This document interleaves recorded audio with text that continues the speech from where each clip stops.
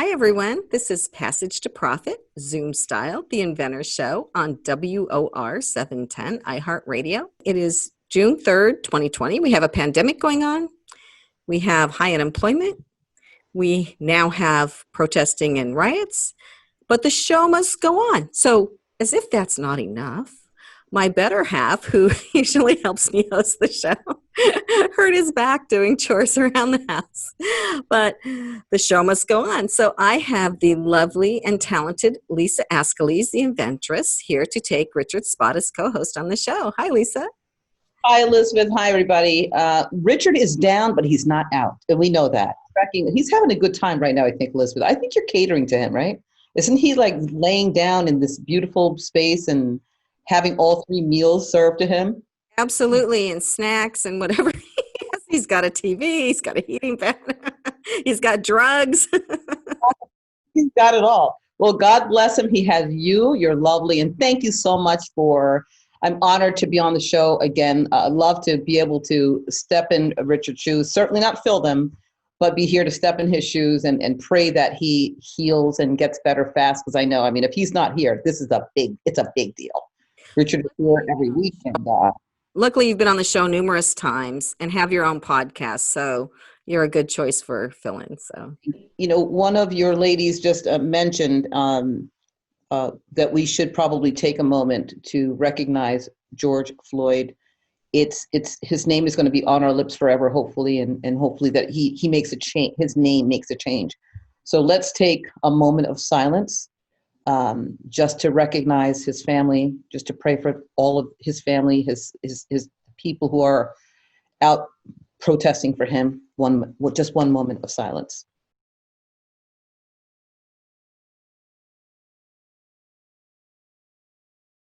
I love this radio show, and one of the reasons I love the show, and I want to keep doing it through everything that's been going on, is that I get to meet so many fascinating people and hear about the future, all the businesses that are happening, that are springing up now, that are going to be like Target was. Target started somewhere. So thank you, WOR, for letting us have this show. And radio is a great, yes, because you can listen to it in your car, you can listen to the podcast the next day. But if you're driving along and you have nothing to do and you turn on the radio, I think this is a pretty interesting show for people.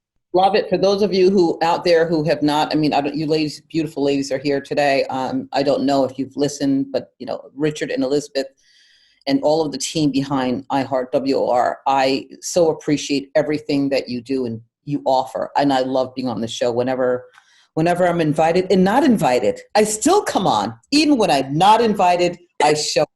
I'm one of those people. I'm going to talk for just a minute about Fireside. Anyone who's been listening to the show or who knows me knows that I started a video directory for businesses. It's a website and a YouTube channel, and I interview people. It's kind of like a mini Passage to Profit. I interview people about their businesses. I tell them, give me your top value add in the first 10 seconds, 20 seconds, because that's about how long you have to impress people.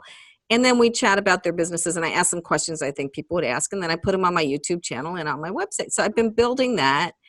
Right now I have a lot of different categories. It's a very varied site. And after I do proof of concept, I may try to have different sites that are interrelated, but have different, like, artists on one side and, consumer products on another side and things like that. So I have been getting a lot of wonderful people doing videos with me for this site. I'm working on the back end a little bit now, so I haven't posted any new ones lately, but I will be.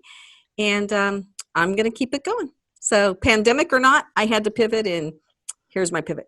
So now it's time for those of you who've been listening, for Patent Palooza. So what is a patent palooza? We talk about an interesting patent issue or whatever. So I went on the USPTO website. They actually sent me an email because I'm on their list. And for Memorial Day, they had a really interesting story. It was their May story about how the ripcord on the parachute was invented. So can you believe, Lisa, that parachutes were invented without the manual ripcord and people used them? Bravery beyond. How the heck? I mean, this story, I read the whole story, and I thought it was extremely innovative, obviously not innovative enough because at the time, the first time, because it was very dangerous. I mean, it was very dangerous, brave, innovative, but obviously they perfected it. They perfected it. When I read the story about, I believe the wife of the person who invented it was falling almost to her demise, right? So what happened was this man and his wife were trapeze artists back in the early 1900s. And they decided that they were going to parachute out of airplanes. I don't really know exactly why, but they, and she, as Lisa said, she got the way they did it was the parachute was attached by a cable to the airplane. And when you jumped out, it ripped the thing off the airplane and the chute opened.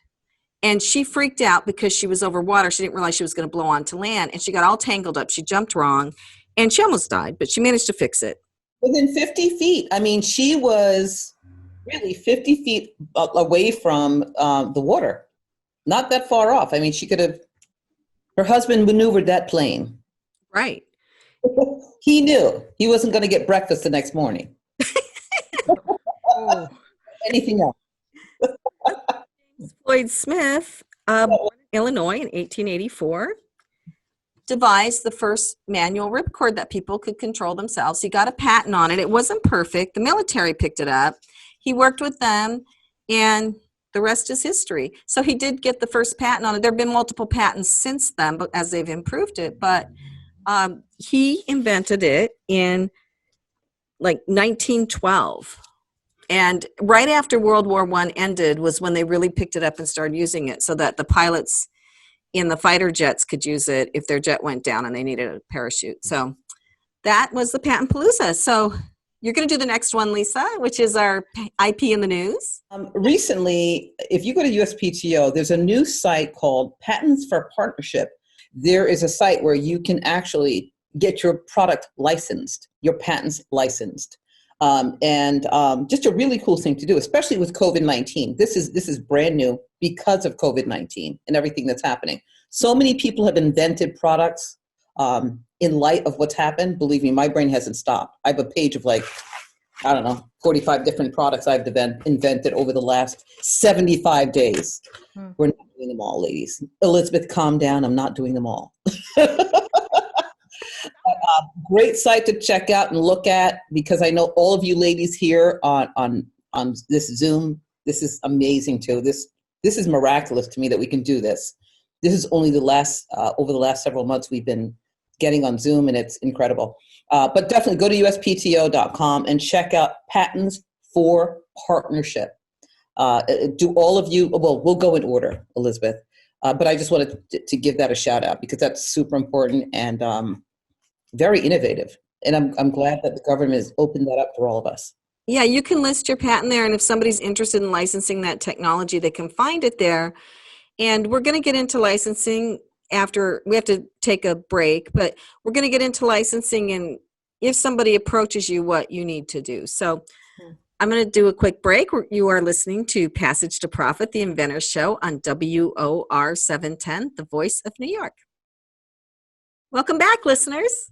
We are talking with Lisa ASCOLESE, the inventress. We did have somebody scheduled to talk about licensing, but apparently they're having some technical difficulties. So Lisa and I will talk about licensing, and I would encourage the presenters that are on here to ask Lisa any questions they have about licensing because she has licensed many products.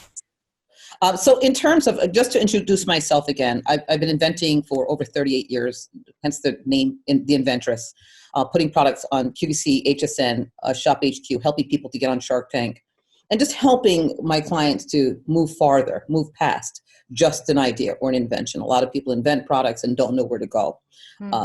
If you ever need help, my website is inventingatoz.com. You can contact me, phone number 732-647-5433. I'm open. I love creativity. I love innovation. I love, especially when women are empowered enough to do it and feel, just feel determined enough to get their products off the ground, because it's not easy. And Elizabeth, as you say, it's not easy to get a patent always. It's not easy to get licensing, but just want to talk a little bit about that also. Let's say that somebody lists their patent on this USPTO site, and somebody contacts them and says, hey, I'm interested in licensing your patent so that I can produce and sell your product. What would be the next step? From USPTO, you're saying? From somebody from the patent office, they would have seen it on the patent office site. So let's say, I don't know, let's do real pie in the sky. Let's say Google comes and says, hey, I saw your app, your patent, we want it, we want to license it from you. So here we have a contract, which we actually made out to favor us very much. So, so then do you just take the contract and sign it, or do you have your own lawyer look at it? What do you do? We take it to the Gearharts. First of all, we take it to Gearhart Law, or wherever your patent attorney is, preferably Gearhart Law, because they understand what licensing is all about. And there's a certain verbiage that is written. And what happens, unfortunately, with a lot of people who don't understand the patent world or the inventing world, just get excited, especially when you have a brand new product and you trust people are out there to be on your side, to favor what you're doing. And that's not always the case. Okay. I'm not saying, look at everything as a negative, but, there are a lot of negatives to people who are in looking out for their own best interest. So I would say certainly take it to your patent attorney and have them review it. They're going to give you the shorter end, unfortunately, until you step up and say, okay, I have an attorney. I have somebody who's backing me up. And these should be the terms, or negotiate terms. Don't just say yes because it's Google or because it's whatever, Comcast or whoever is looking to give you, or Coca-Cola, patent your product, because they are looking out for their best interest. So see your patent attorney, Richard Gearhart and team first before you sign any documents. Right. I mean, we've seen a lot of contracts through the law firm, and we've also seen them in our personal lives. And it feels kind of like, to me, when somebody hands you their own contract, it certainly favors them, and they expect pushback. They don't expect you to just sign them. I mean, if they expect you to just sign it, then they think that you're pretty naive, I think. Sure. And I do think you need an attorney or somebody who's a licensing expert to help you, right? Yeah. So what are some of the things that would be in a license? Like, there could be an exclusive license where they're the only ones that can use it, or it could be an open license, right, where they have the permission to use it, but you can also produce it yourself, or you can let other people license it too. What's the most common type that you see for your clients' products? There are a few different ways that you can go into a licensing agreement. And again, this is where you have a few voices on your side.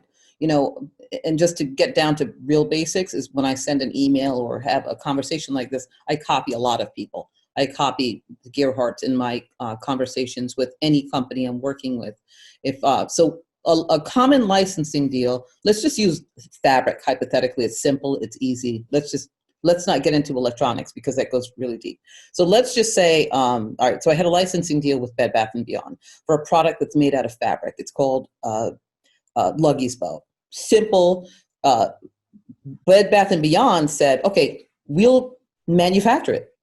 We'll manufacture the product for you. And I'm not going to get into real specifics, but we will manufacture the product for you. You help us with the package design. It still belongs to you. It's not necessarily exclusive to us, but it can be. So that was a negotiation. Do I want to make it exclusive to Bed Bath & Beyond? Do I want to make it non-exclusive where I'm selling it to manufacturing it myself and selling it online? It's all about a conversation. Okay, thanks. Howie just joined us. Hi, Howie. Hi, how are you? I'm glad you brought us some diversity because you're the only man on the show. Richard injured his back. Glad to be that guy. So Lisa and I were discussing licensing, and I thought you and Lisa and I could discuss licensing, and then we could ask the presenters if they have questions for you guys about licensing, what they're doing. I see you have Dude Robe there. I do. It's Dude Robe Central behind me. Nice. Very nice, Howie. Very nice to meet you, Howie. I'm Lisa ASCOLESE. Nice to finally meet you. Yes. And very, very interested in your product, Howie. Just, and Elizabeth, you lead, but I mean, I was going to start going off with some questions right away because I looked at your website. I looked at a couple of videos and I love it. Love the product. I've spoken to Howie. Very, very interesting product he has and experience as well. Talk to us. How did you come up with Dude Robe? But explain to everybody, because maybe everybody on this Zoom show doesn't know what it is, how it works, and let's talk a little bit about that. So in terms of where I came up with it as a product developer, inventor, I call myself an inventor because I can't really make anything. So how can I really be an inventor? But I've licensed out products before. So I kind of have that head of like always, if I see something that I don't love, like what can I do to make it better that I would love it? And so there was a period, I'm not a bathrobe guy. If I'd be in the shower, my wife would be getting ready for work and she'd be blowing her hair and putting makeup on and she's wearing a bathrobe and she looked really comfortable. And I would think to myself as I'm in the shower, I'm like, I like to be comfortable, but I don't like that big, like fluffy bathrobe. It's just not for me. So I kept thinking, it was like literally a 2-week period where every day I'd be like, what would I wear? Like what would be cool enough that I think I would wear? And at first I started thinking about a towel. I'm like, well, to me, a towel would be cooler than what she's wearing, but towels don't look that cool. And then one day there was a hoodie hanging next to the towels. And I said, wait a minute, what if I combined those two things? If I made it more like a hoodie and it was like a hoodie outside and a towel inside, that I think I'd wear. And so I literally jumped out of the shower, got dressed, of course, ran to Walmart, bought 6 towels, ran to my tailor who's done other stuff for me. And I said, hey, can you make a hoodie and pants out of this? And a week later, I had my first like prototype or sample. And when I got it, I was like, you know what? This is even cooler than I thought. And I showed it to my son who's, how old was he then? He was probably like 20, 21 at the time. He loved it. I showed it to a couple of friends. They loved it. And, and that's kind of how it was born. That's fantastic. That's innovation at its finest, I have to tell you. And you did it immediately. I love it. As you think it, you do it and you make it happen. You create the product and you make it happen. And so that you're not an inventor, clearly that's false. You are an inventor, you're an innovator, you invented this product, and I'm sure you've done other things. And we all say that. We're not inventors. I've never invented anything. We mentally invent every single day of our lives. Every single we do. We just do. And I love that you ran out with your clothes on. You put your clothes on. I love it. I mean, so where are you selling your product? Where are you selling this? This I'm mainly, it's online on my website, duderobe.com. I sell on Amazon, and I'll do deals every once in a while at certain places. Like Touch of Modern was a big place that I do incredibly well with. I was supposed. Yeah, today's Wednesday, right? I was supposed to be on Good Morning America today with a Deals and Steals, and we could talk about this. I'm assuming we'll end up getting here, but it's been a little bit crazy with coronavirus delays and things getting into the country and things like that. So we're playing a little bit of catch up in certain ways. So I couldn't guarantee the inventory, but that would have been an exciting thing. A lot of my Shark Tank friends have done incredibly well doing these Deals and Steals with Good Morning America. So how, Dude Robe, where'd that name? It's pretty evident, but how'd you name it Dude Robe? How and why? I got to tell you, it's like all of us, right? You come up with names and you workshop them, you brainstorm them, you throw it around at people, and you see how people respond to them. And there were a couple of others that were in contention, and this one it's funny. I think of it more like an anti-robe because it's really not like a robe. It's more like a hoodie than a robe, even though it's got some of the robe elements to it. But I don't think people would have understood it hearing the name. So I needed to put the word robe in the name so people could get there, at least have imagine what it's based off of, right? If I just called it something else, they wouldn't even know where to begin. I like it. And it's robe. Robe means it's comfort, right? When we think about swaddling, we think about being very, very comfortable. And so I like that. Elizabeth? Yeah, I just have to ask you this question, Howie. So It is dude robe, and I see that in your background back there. You have the male symbol in the word. I like that. But what if women want to wear it? Are they allowed? 100%. So here, I will tell you, it's so funny. Like I've debated, I'm going to launch, whether you want to call it a dude robe for her or dudette robe, but the truth, and that becomes just a sizing and styling issue. But the truth of the matter is, this is my honest opinion. Being a dude, even though I use the male symbol, is way more about your attitude than it is about your gender, right? Like being a dude is more like a lifestyle. Wow. Okay. So I have a daughter who is about to turn 21, and every once in a while you'll hear her or her friends, they'll say dude, like to each other. And it's just more of, like I said, it started out as a very male thing. I think it's just who you are. If you're someone who's cool and likes to hang out and likes to chill, you're a cool dude. Well, you're a cool dude. You are a cool dude, Howie. You guys are cool dudettes. Let's go with that. Love it. Yes, we are. Yes, we are. So we have a couple more minutes. So do you want to say anything about licensing real quick, Howie? And then maybe we have like a minute for questions. Well, in what capacity? So there's licensing out and there's licensing in, right? Do you do both? So I've done both. I mean, licensing out is when you come up with an idea and you want to license that product out. In fact, I've been approached for Dude Robe to license it out in certain ways. And licensing in would be like a Disney license or an NBA license. If I wanted to put that on Dude Robe, I would license that in. I assume you mean more about licensing out because we're dealing with product developers, right? Who may not want to manufacture.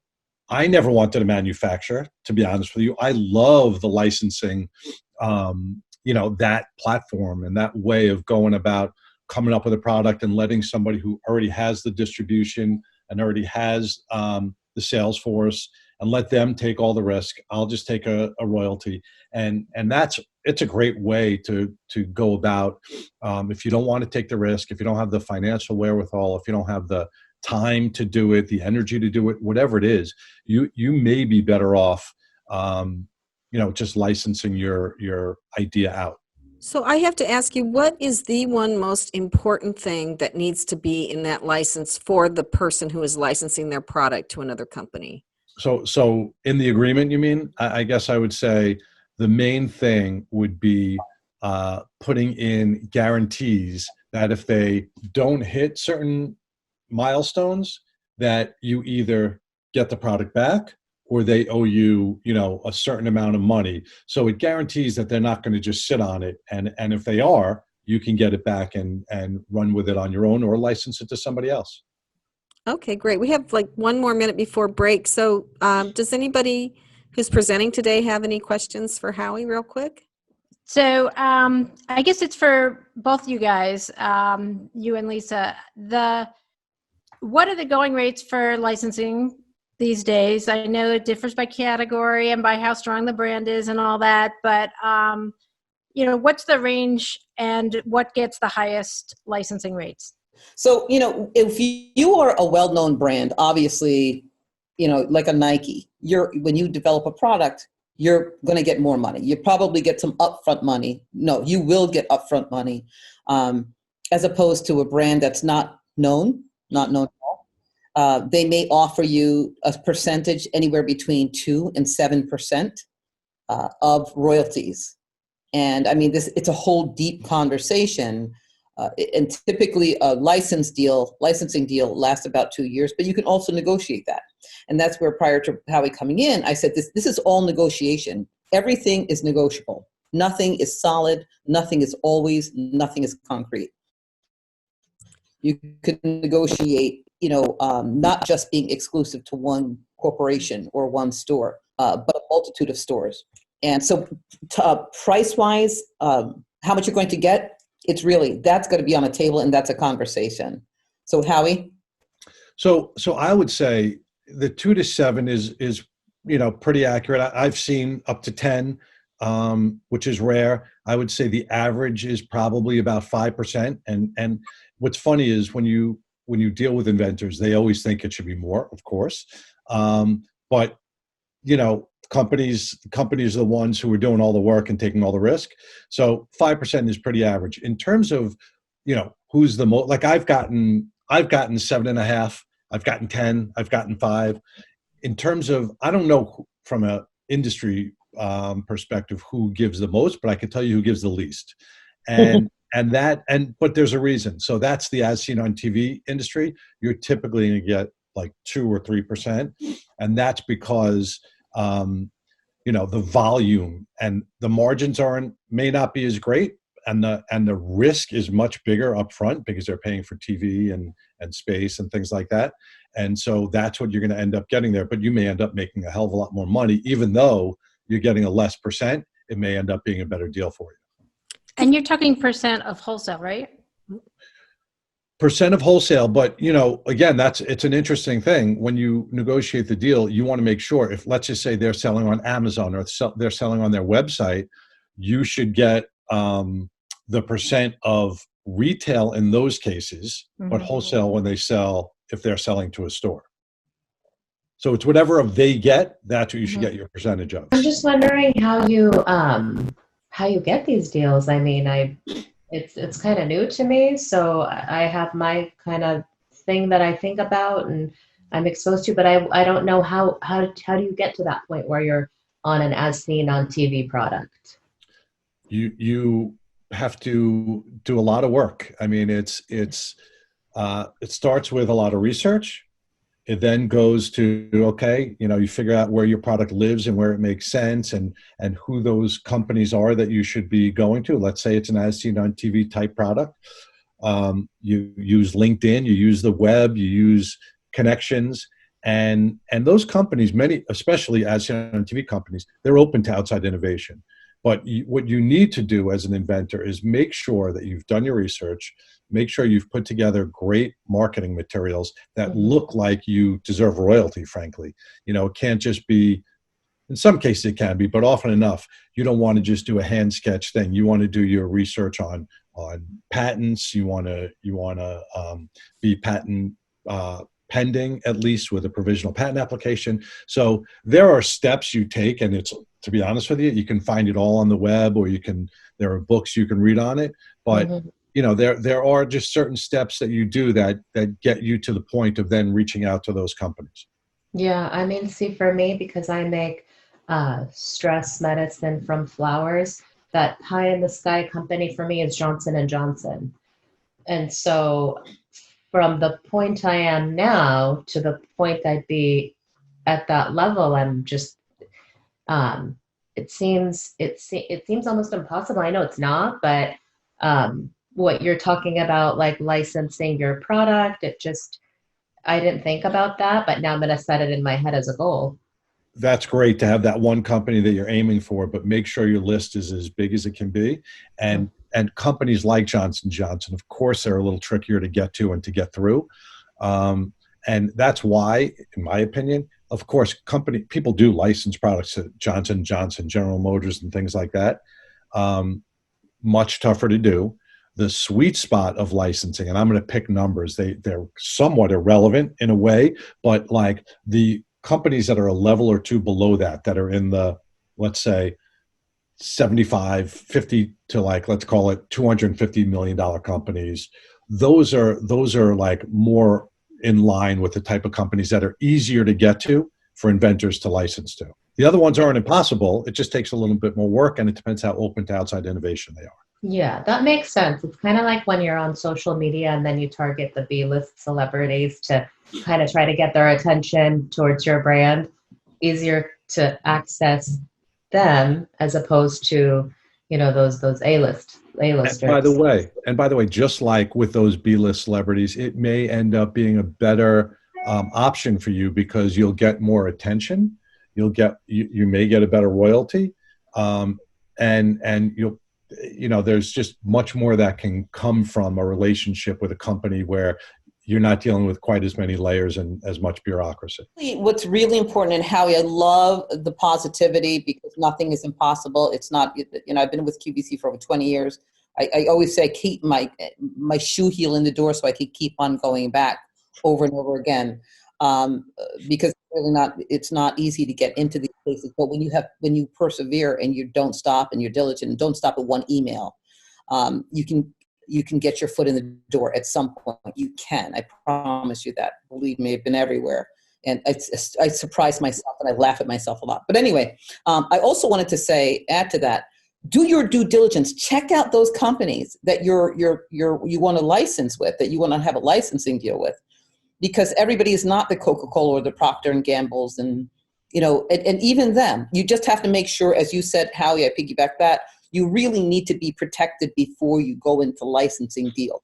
People think that they can go and bring a licensing proposal or proposition to a company without any protection. And some companies will say, "Thank you very much. Are you patented?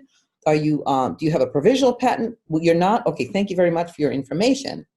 And I may or may talk to you some other time." So it's important to do your due diligence. Just because you see a big name, make sure you're protected, make sure you check them out. Don't just, because it's a big company, think that you're protected and it's easy and they're going to have your back. And I'm just being quite honest. And come to me, walk you through. My company is Inventing A to Z. I walk you through all of the steps necessary to take your product idea from concept, napkin, all the way to the marketplace, all the way. QVC, HSN, Shark Tank, etc. Been doing this since I'm 9. Wow, that sounds so old. Big deal. You've been doing it for 10 years. Big deal. 10 years. That's it. 10 years. So we've got 2 licensing experts here, people that can help you with your product. This is the kind of things entrepreneurs need to know. We do have to go to a break, and then we'll have Geraldine on. So if anybody's just tuning into this right now, we've had a very interesting licensing discussion, and it will be on the podcast tomorrow. And we have fantastic companies coming up to talk about. And so if you want to hear what's up and coming in the world and what's going to be on your shelf tomorrow or on your computer tomorrow, stay tuned. You're listening to WOR 710, Passage to Profit, the Inventor Show. Welcome back, listeners. Now it's time for the presenter part of our show. And I am happy to introduce Geraldine Brigg. Geraldine, tell us what you're selling. Hi. Yes, happy to do it. And thank you so much for having this sort of platform for, founders and especially all the women and one good man who are on today. So thank you for doing that. Thank you for having me. Look, at anyone who's listening who is near a phone, their iPhone or their laptop or whatever, you can go straight to my site. It's called anytownusa.com. And what we are is we're a marketplace, but exclusively for people who make products in the U.S. So I founded it 2 years ago, and our goal is to let you dress yourself from head to toe and your home from front to back door, all in goods made in the U.S., which of course, is a great business idea because nobody's doing it and it's hard to find those made in U.S. products. But it's also, got a double bottom line benefit because, these people are in your communities and they're friends and neighbors who are selling on our platform. And, obviously I'm pretty fired up about it. Well, that's pretty exciting, Geraldine. I'd love to hear more about the business. So everything you're making, or the people who you are bringing to your company are making everything here in the USA. And how is that possible? Is it, and this is a threefold question. Yeah. What are the materials that you're bringing in? Are they fabrics? Are they electronics? Are they plastics? What are the products that you're bringing in to the USA to have manufactured, and where? Yeah, so these are makers who are based in the U.S. Some of them are crafters. Some of them have factories, so small and medium businesses as well. So, but they are making everything here in the United States, but we strictly follow the FTC guidelines for what's allowed to say they're made in U.S. And the FTC does allow for 3 different definitions. So if you're going to put the Made in USA label on your product, that means all or virtually all of your materials do have to be made here. But the FTC also allows for made in the US with US and imported material. And it also allows for made in US with imported material. So for example, we all know that cork comes from places like Portugal and Spain. So if you want to bring in a roll of cork, like a roll of material, to the US, like one of our sellers does, and cut it and sew it into a handbag in Connecticut, that works for made in US with imported material. If you try, though, to bring in a handbag from Portugal that's already been made and all you want to do in the US is embroider it or something like that, that does not count. So because we follow the FTC guidelines, only about 10% of the people we talk to qualify to be on our site. So it's also, we clean out clutter and junk and copycats and things like that. But we also, because we use all three definitions, we have a very broad assortment. So all kinds of clothing, apparel, jewelry, beauty products. Pretty much, we haven't found electronics, I would say, yet, but I know they're out there. But it's almost anything else. And we don't have food yet, but that is on the horizon for us because it's becoming increasingly hard to tell where your food is coming in from as well. Every year, I try and figure out a way to get my product to be made in the USA. Mm-hmm. And it is just so expensive for me to be able to manufacture here that the end price I'd have to charge would just make it so people wouldn't buy it. And I literally just got an email, and the person said, and she's a manufacturer in the US, and she said, I just got the price. It's coming in too high. Would you be okay if it's actually made in Mexico? And, I don't want to say it defeats the purpose. Bringing it closer is helpful, and me expanding my business and keeping the prices low enough so that I can create jobs here is helpful also. Mm-hmm. But I would love to be able to manufacture here. It's just, it's for certain products. I don't know how they do it with hoodies. Some certain places do it with hoodies. They're able to do it. I think they charge a lot of money for those. Mm-hmm. And it's almost impossible. So I love what you're doing. I love the idea of made in the USA. And if you know any good manufacturer I might be able to find, let me know. It is actually a fallacy that everything that is made in the U.S. is too expensive. And we look, I have a long career in retail as a merchant and operator. And I know that if you get over $70 for anything, whether it's a pair of shoes or a hoodie or whatever, it's just not going to sell in quantity, right? So we specifically will never be dollar store, but we have specifically sought out products at 3 different price tiers, with the sweet spot being, what somebody who makes $65,000 a year can afford. So there are tricks that the folks who still make in the U.S. have figured out. I'll give you one example. We have a woman in Beaufort, Georgia, who's a third-generation business that makes shoes. Less than 2% of shoes are still made in the U.S., but she makes great shoes. They're the same quality as brands like Clark's or Vionic. And what she did long ago to keep her costs down is she has a closed manufacturing loop. So scraps and whatever, it all goes back into her stream. And so she has almost no waste. She also uses in her flip-flops, soy. So that not only keeps her costs down and makes them price competitive, but it also makes them infinitely recyclable.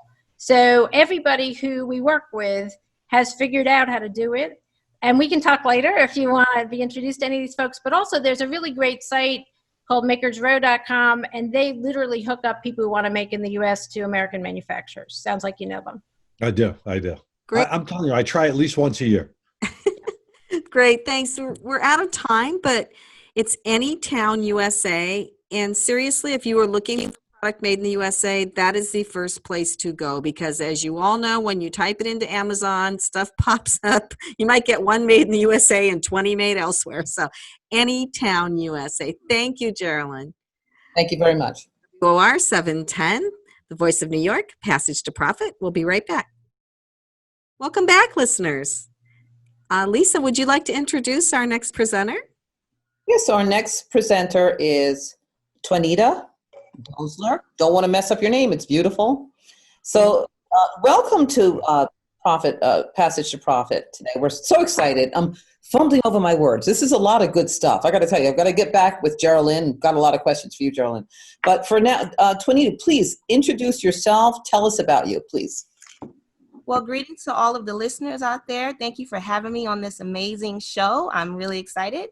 My name is Twanita Dozier. I am the CEO and visionary of a multimedia platform called Boss Up Magazine. I started this platform in 2017. It is self-built. And I have expanded into a lot of different entities of this platform. It does focus on minority emerging entrepreneurs. And it offers a digital magazine, a print magazine. It offers social networking events. It also offers a mobile app and a TV show that I have on Roku and Amazon Fire Stick. I'm really excited about the platform because when I first started this platform, media was not really focusing on emerging entrepreneurs. And I thought this was a great way to provide a resource that we definitely need. Well, we certainly are in that space now, and we definitely need to hear more about, just to be clear, you said you have a magazine. It started off as a digital magazine.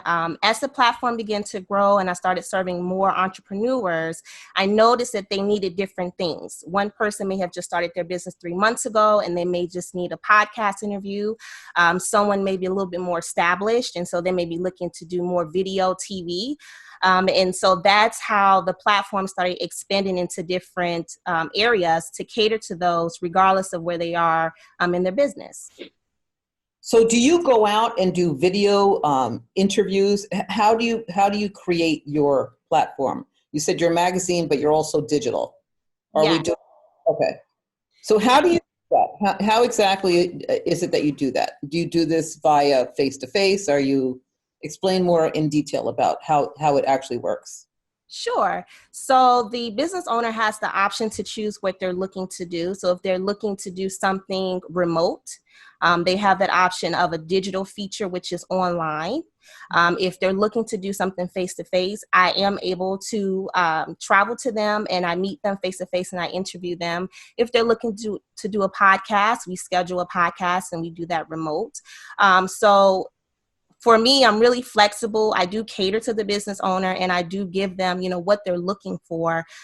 So the different services provided, is based on what that business owner is looking for and looking to do. So what kind of entrepreneurs do you have? Is it products? Is it apps? Is it everything? So the entrepreneurs, they vary. I feature those who do fitness. I feature those who do photography, who have consulting businesses, who do fashion. It has a broad spectrum of business owners. I don't want to limit myself on who I feature because everyone starts from somewhere. And I want to make sure that the platform is open to cater to those who need it, regardless of if they're doing fitness, if they're doing fashion, if they're doing technology. I want to make sure that resource is available for them. How do you end up working with people? Like let's say I said to you, I'm interested. Now what? Well, usually people can reach out to me. I would say word of mouth is the most powerful form of business growth. I've done a lot of word of mouth referrals, a lot of social media. I've done a lot of just me, starting the business, stepping out and approaching people saying, hey, I have this platform and I think this would be great for you. Are you interested? So, depending on, what you want to do, you can contact me. And as far as that goes, it's there, it's available. So let's say we go, So once a business owner contacts me, we will have a call. We would schedule and talk about what it is you're looking for, what it is you're interested in doing, and then everything will be set up from there. So if someone's interested in a podcast, they would be scheduled for their availability date for the podcast. It will be taped, it will be edited, and then it will be posted for them to share and use on their platform. If someone is interested in a TV interview, again, that would be scheduled. I would come to that person and we would do their interview. Again, that would be edited, that would be posted, and that will be content for that business owner to use for their business and their platform. So your website is bossupmag.org, correct? Yes, bossupmag.org. How'd you get that name? When I started the platform, I was really struggling with trying to get visibility with the different business that I had. I had a lot of friends who were struggling to get visibility as well and really kind of find something that was for them. At the time in 2017, the shift in media was really focused on celebrities. It was not focused on a lot of entrepreneurs. Today, that is definitely different, and I'm very happy about that. But then, I wanted to create something that, really stood out. It was something that was catchy, something that people knew and felt comfortable with, saying, hey, I'm a part of this platform. And when I think about entrepreneurs, I think about them elevating and going to the next level. And that's how I came with Boss Up. We are bosses. We're trying to elevate to the next level. Let's take it there. Let's boss up. Great. Thank you. Well, we're out of time. So it is bossupmeg.org. Thank you, Twanita. And we are going to take a break. You're listening to WOR 710, the voice of New York. Welcome back, listeners. This is Passage to Profit with Richard and Elizabeth Gearhart. And Lisa ASCOLESE is sitting in for Richard today because of his hurt back. And we have our special guest, Howie Busch. And if you are just tuning in on the radio to this, we've had some incredible content in this. The podcast will be out tomorrow. We have one more person coming up to talk about her amazing business. I'm really fascinated to hear about this. So without further ado, here is Nadia Ameri. Welcome. Thank you. Thank you, everybody. It's nice to be here. I'm Nadia Ameri. I'm the founder of the Flower Apothecary. And let me share with you briefly how the Flower Apothecary came about. I'm a psychologist by profession, and when I was with my third baby, I started having this feeling that there's an impending transformation that's happening within me. And I couldn't quite put my finger on it, but I was lucky enough to be able to kind of leave my job and take care of my babies and wait to birth that transformation. And while I was doing this, my older two started having fears. They were very normal childhood fears, but nevertheless, because I love homeopathy, I love all forms of natural healing, I looked into it and I thought, you know what, I think I can do something about this. But it was kind of on the back of my mind until I got this trigger. And the trigger was somebody said, well, why don't you talk to your pediatrician about this? And I was like, what? Because my child is afraid of the dark and they keep the light on. So that really motivated me to, address the issue ASAP. And what I did was I went to the health food store and I looked at something called flower essences, which are not essential oils. They are the energy of the flower, if you will, the vibrational frequency of the flower. And all living things have a vibrational frequency, as do flowers, and the vibrational frequency of flowers carries healing information. So I started playing mad scientist with that. I bought about 7 different individual flower essences, and I came home and I started mixing them up, and I administered these religiously, 4 drops 4 times a day for 4 weeks, and guess what? It didn't work. And I was like, you know what? I don't doubt that the product works or doesn't work. I doubted my ability to navigate the products. So I tried again. Only this time, I went into it stronger. I bought books. I read up on it. I listened more carefully to the fears that the kids were having. And I went in again, another 7 bottles, another 4 weeks. Only the second time, it worked so well. It worked so well that I was like, is this a miracle? Is this magic? What is this? And why wasn't this suggested to me? So at that moment, the Flower Apothecary was born. I realized this is what I'm meant to do. This is my passion project. Our first formula is called Fearless, and it completely took care of the fears that my children had, but it also transformed me because I'm shy. I'm not the life of the party. I'm the person that kind of just will sit quietly. And it turned me into an entrepreneur, which was very unusual for me as a quiet, shy person. So I'm curious, how do you get the vibrational essence of the flower?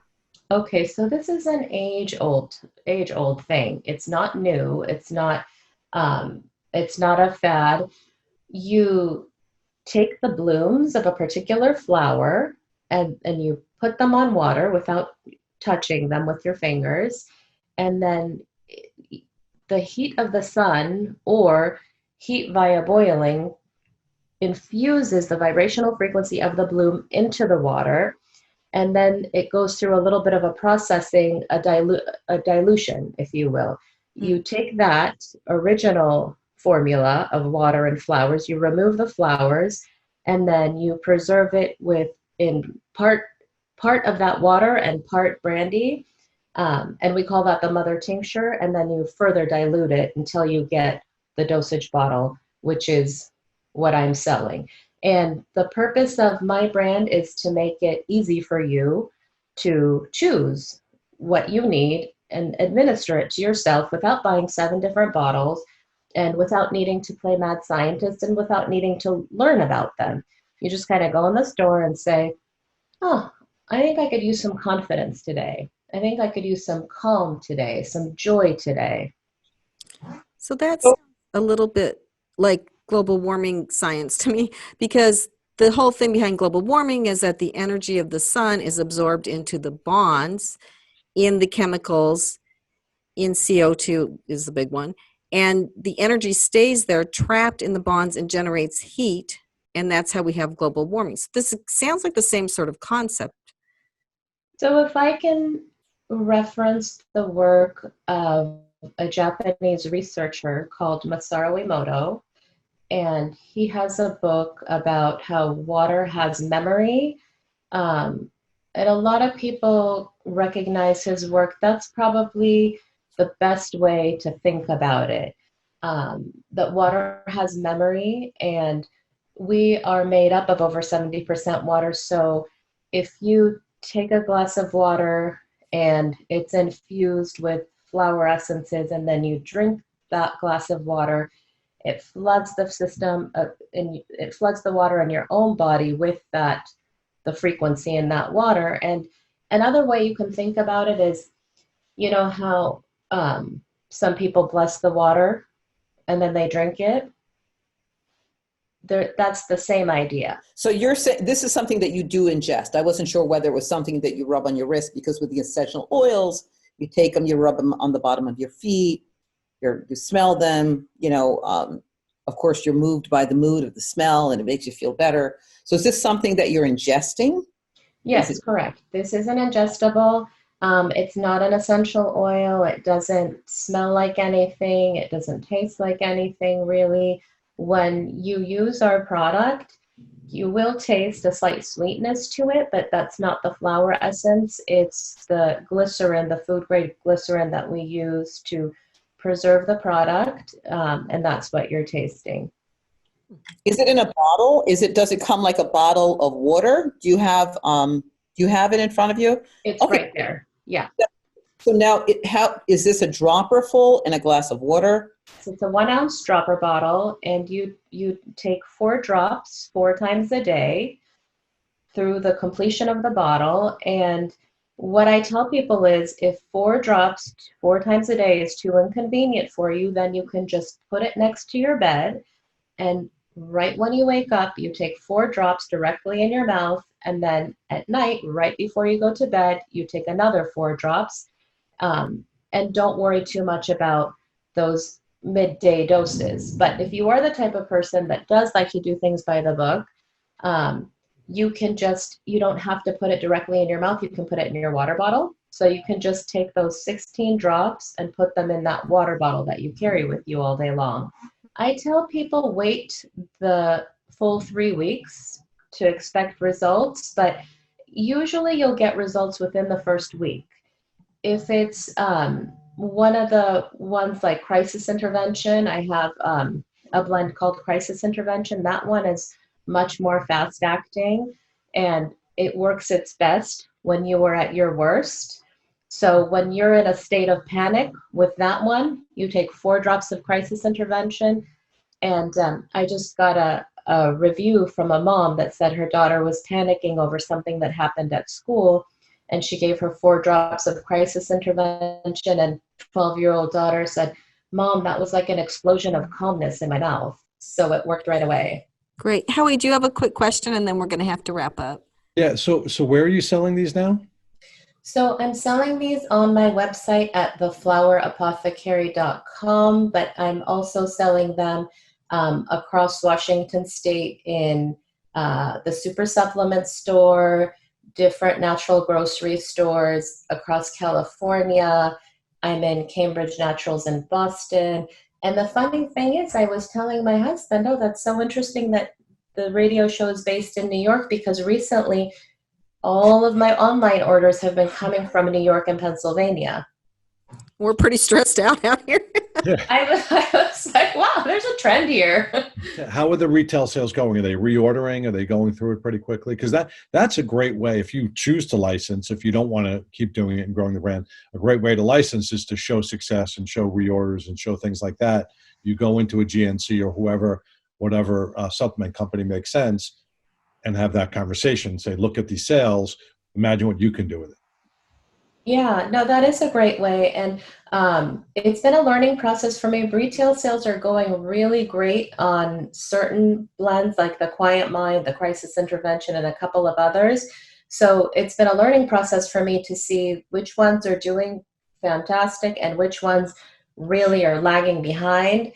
And that's a good question. That's something I'm going to have to kind of fine tune with my information and pick those ones that are doing well before I approach bigger companies for licensing.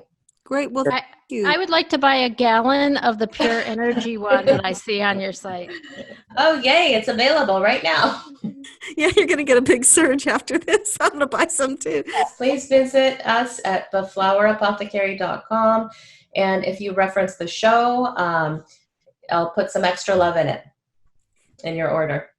Thank you. So we're going to one final break. You're listening to Passage to Profit, the Inventors Show on WOR 710. Welcome back, listeners. We have come to the end of the show, unfortunately, because it's been a fabulous show. Right, Lisa? It's been wonderful. There's so many questions. I will be reaching out to each and every one of you. I promise you that. Because it's been very, very interesting, very uplifting, and thank you all for being a part of this incredible Passage to Profit with Elizabeth. And unfortunately, you missed out on Richard today. But next time. Richard hurt himself. Howie, any final words of wisdom for our entrepreneurs and our audience? Words of wisdom. I don't know. Just get through what we got going on and come out stronger on the other side, because it's been a little bit crazy for me. It's been really crazy. I would say look, and what I've chosen to do is take this opportunity while my sales are kind of doing incredibly well right now. And I can't always fulfill right now because I've had inventory issues coming in, I think I mentioned. And what I've chosen to do is engage with my customers on a deeper level. And I think that's been really helpful for me personally and for my business. And I think that whatever your business is, whoever's listening, whatever you're trying to do, think of a way to take advantage right now, given that you may have extra time or you may have extra opportunity to engage with people. I do think that once things calm down and settle down and are somewhat back to normal, people are going to be buying stuff like crazy. So get ready now. I do want to run through everybody's information quickly that's been on the show. So Lisa ASCOLESE took the place of Richard. Thank you, Lisa. And she is Lisa at inventingatoz.com. Lisa ASCOLESE. Our guest, Howie Busch, Howie at duderobe.com. Our first presenter was Geraldine Brigg at JBREIG at anytownusa.com. And then we had Twanita, and that's info at bossupmag.org. It's a magazine, so bossupmag.org. And then Nadia was our final presenter, and that's Nadia, Nadia, at theflowerapothecary.com. So thank you, everybody. This has been a wonderful show. Thank you for having us. Thanks for having us. Elizabeth, I just want to thank you again, Elizabeth. You held down the fort without Richard, and I was glad to step in, as I said, not fill his shoes, but stand in his shoes at least. And Richard's an amazing guy for those of you who have not met him, but keep on listening to the show. Please share all of this information. Share the show information. You guys are a wealth of information and knowledge. If you want to reach out to me, of course, I am available and very interested in all of your businesses, every single one of you. Thank you for being who you are. Stay safe and lift each other up 2 hands at a time. And sometimes you have to use your foot.